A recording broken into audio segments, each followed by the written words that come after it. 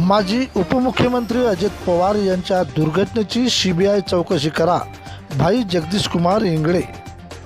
नागपूर, महाराष्ट्र राज्याचे माजी उपमुख्यमंत्री अजित पवार यांची 28 जानेवारी 2026 रोजी झालेल्या विमान दुर्घटनेत मृत्यू झाला होता।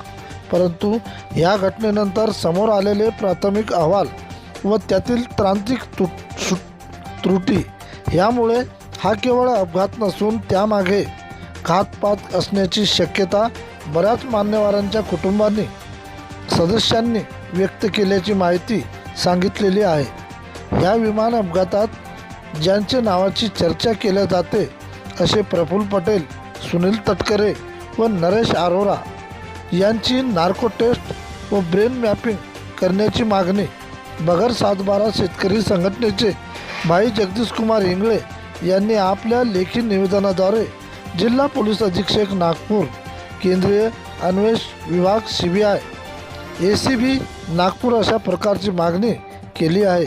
तसेच राज्याच्या उपमुख्यमंत्री सुनेत्राताई अजित पवार यांच्याकडे सुद्धा एक निवेदनाची प्रत देण्यात आल्याची माहिती मिळालेली आहे।